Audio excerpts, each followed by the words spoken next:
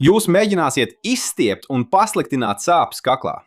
Šajā video es pastāstīšu par 3 kļūdām, ko visi pieļauj, mēģinot izstiept kakla daļu. Un, protams, es parādīšu, kā veikt drošu stiepšanos. Labākais ir tas, ka tev nav jābūt jaunam, tievam vai ļoti lokanam, lai veiktu šos vingrinājumus un viegli mazinātu kakla sāpes mājās.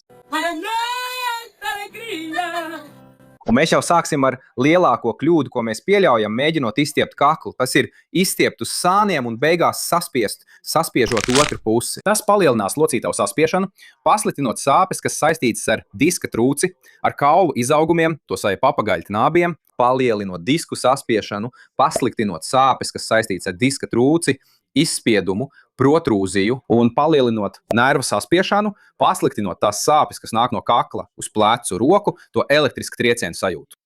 Lai izvairītos no šīs problēmas, mēs darīsim sekojošo. Sāksim izstiept kakla aizmugurējo daļu. Lai to izdarītu, lai būtu vieglāk atcerēties, es šo tehniku saukšu par Silvio mikrofona tehniku. Ko? Atceries Silvio Santos mikrofonu. To, kas nāca no krūtīm līdz pat zodam. Jā, labi. Aptuveni to pašu mēs darīsim ar roku. Skaties, aizver roku dūrē. Neliec īkšķi šeit augšā, turi īkšķi šeit aizmugurē. Šo daļu tu liksi zem zoda, bet apakšējo daļu šeit pie vidējā pirksta tu liksi tur, kur sākās krūšu kauls, sternums. Ļauj man noņemt mikrofonu, citādi drīz tu man nedzirdēsi. Labi, ar labu gribu vai ne, kad ir laba griba. Šajā pozīcijā tu izmantosi otru roku, lai pavilktu galvu uz priekšu.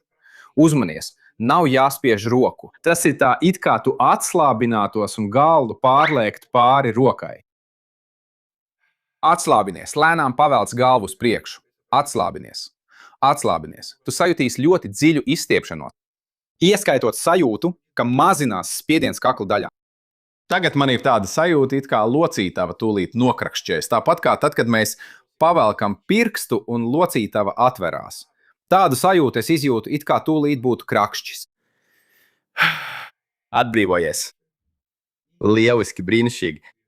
Un kad mēs vēlamies izstiept kakla sānu, tagad ļaujiet man atkal uzlikt mikrofonu, un kad mēs vēlamies izstiept kakla sānu, kā mēs varam izvairīties no otras puses saspiešanas? Noslēpums ir plecā. Pieņemsim, ka mēs vēlamies izstiept kreiso pusi, vai ne? Mēs vilksim uz labo pusi. Šajā gadījumā jūs liksiet kreiso roku šeit aiz muguras. Aiz mugurkaulu. Tas liks plecam nolaisties un novērsīs tā pacelšanos. Šeit jūs lēnām, mierīgi pavilksiet galvu, līdz sajutīsiet stiepšanos. Maiga stiepšanās. Jūs sajutīsiet stiepšanos daudz plašāk, stiepšanās būs daudz pilnīgāka nekā tad, kad atstājat roku brīvu. Un plecs seko līdzi šeit. Redziet, šajā gadījumā tas nestiepjās nemaz. Nestiepjās vispār.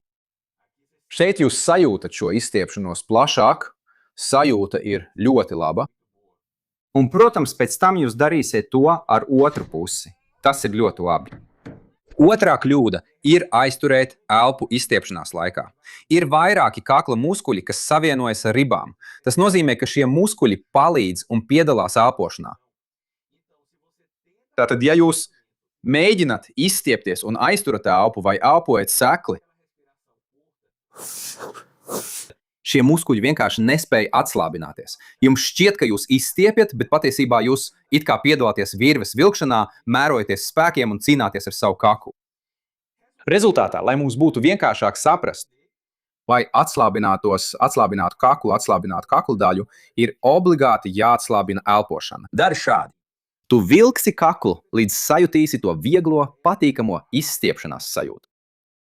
Un šajā pozīcijā tu izelposi ilgāk.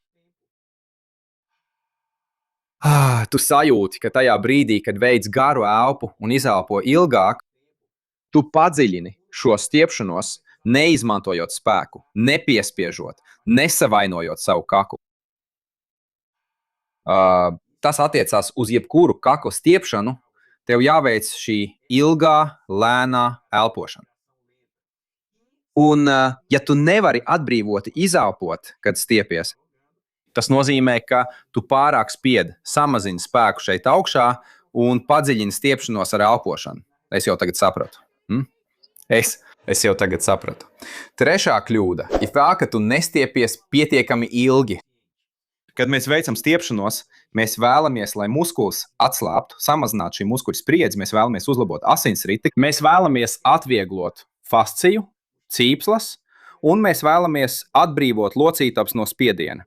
Un tas viss prasa laiku. Kad tu veic to ātro stiepšanos, to steigā veikto stiepšanos, tu tikai pasliktini šī muskuļu kairinājumu. Vienosimies tā, tu veiksi jebkādu kakla stiepšanos. Virzi kustību līdz sajūti vieglu, patīkamu stiepšanos, atceries, un šeit tu paliksi vismaz 5 izelpus. Tu izelposi 5 reizes. Lēni, atslābināti un bez steigas. Izbaudot šo atslābuma vilni. Vismaz 5 izelpas. Un tu vari veikt šos stiepšanās vingrinājumus jebkurā laikā, kad vien nepieciešams. Kad vien jūti vajadzību atvieglot un atslābināt kaklu, jo stiepšanās šādā veidā nerada sasprindzinājumu, nav nekādu risku. Tev pat nerodās tā sajūta, ka kakls būtu kairināts pēc tam, kad es to izkustināju. Nākamais solis ir iemācīties atslogot mugurkaulu. Un es parādu labāko veidu, kā to izdarīt šajā video. Vienkārši noklikšķini šeit uz ekrāna. Un ja tavs kakls ir vairāk atslābināts, atvieglots, brīvāks, nosūti šo video kādam, kam tas ir nepieciešams. Kāds, kurš izjūt sāpes, saspringumu kaklā, plecos, tas ir viss, ko es lūdzu. Palīdzi šim video nonākt pie tiem, kam tas ir nepieciešams. Es šeit arī beigšu. Liels apskāviens un līdz nākamajai reizei.